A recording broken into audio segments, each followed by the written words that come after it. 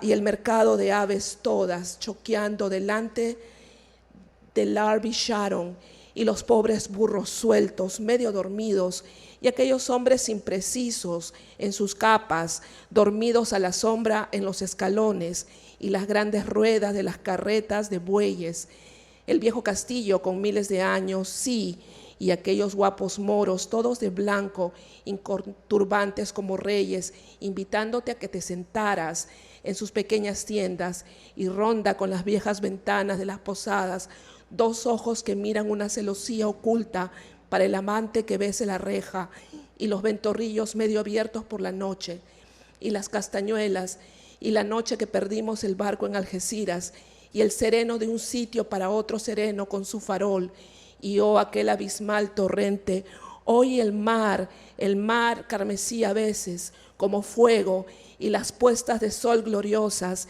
y las higueras en los jardines de la Alameda, sí, y todas aquellas callejuelas extrañas, y las casas de rosa y de azul y de amarillo, y las rosaledas, y los jazmines, y los geranios, y las chumberas, y el Gibraltar de mi niñez, cuando yo era una flor de la montaña.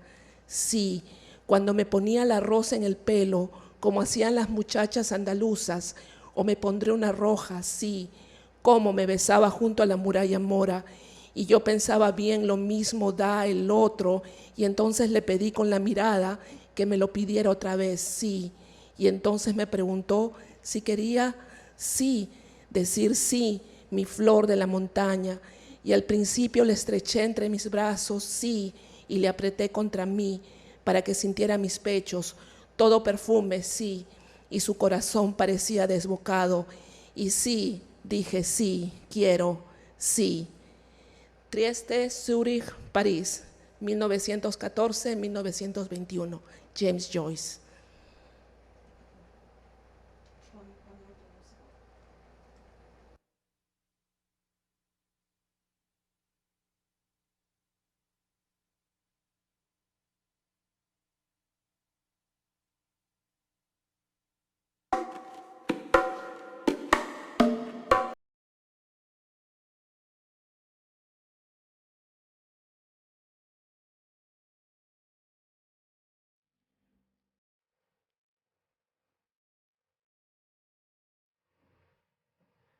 Bienvenidos otra vez a Híbrido Literario.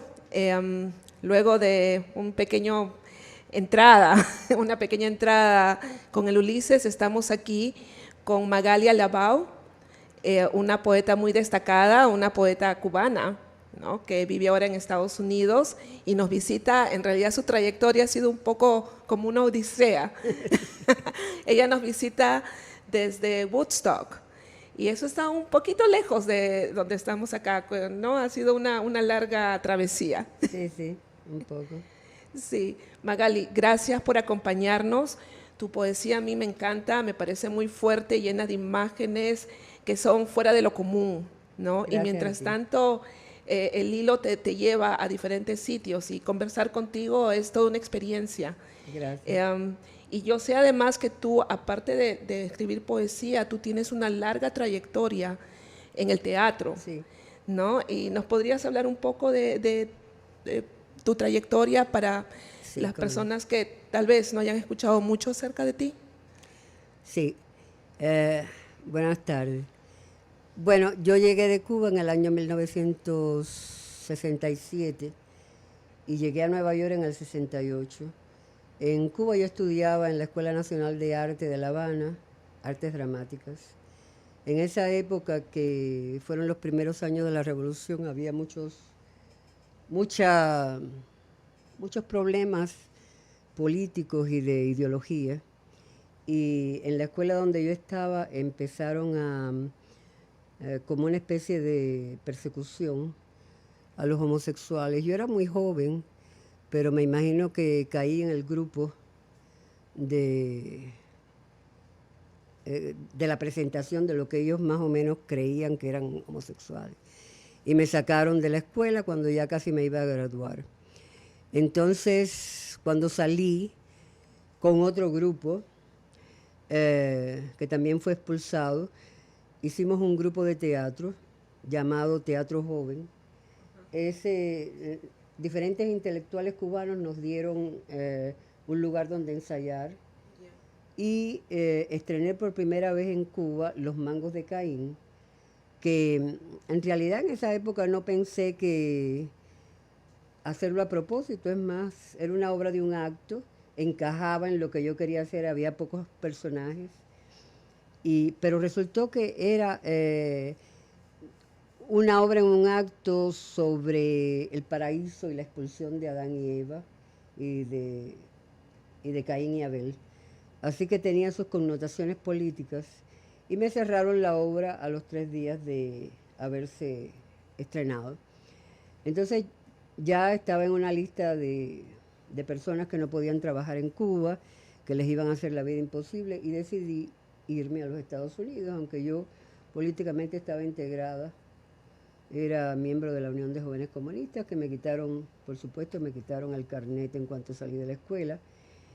Y llegué a los Estados Unidos y enseguida además de buscar trabajo y trabajar en cosas completamente diferentes a lo que yo había estudiado, yo nunca había trabajado, era muy joven.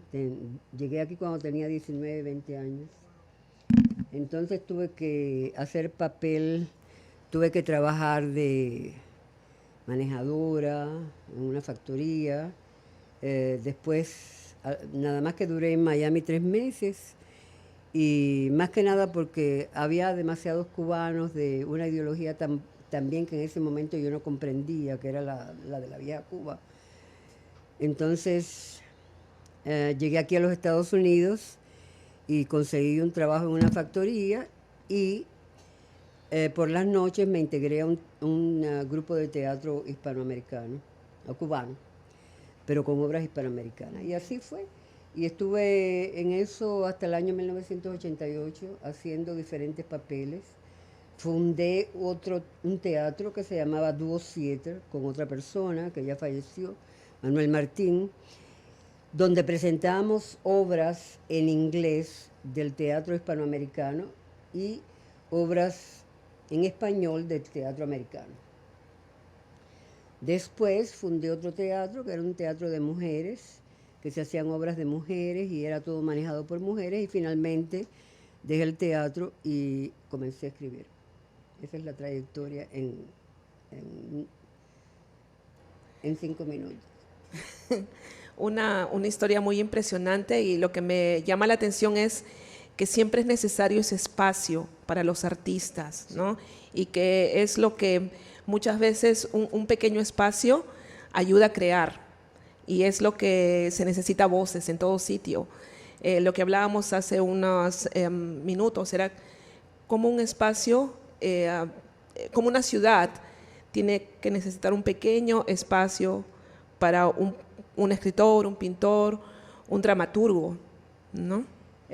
Había una cosa que es que cuando uno es exilado y uno el exilio político quiere decir que tú te botan de tu país prácticamente, porque yo no podía hacer nada allá. Uno tiene que buscar un trabajo en un nuevo lugar.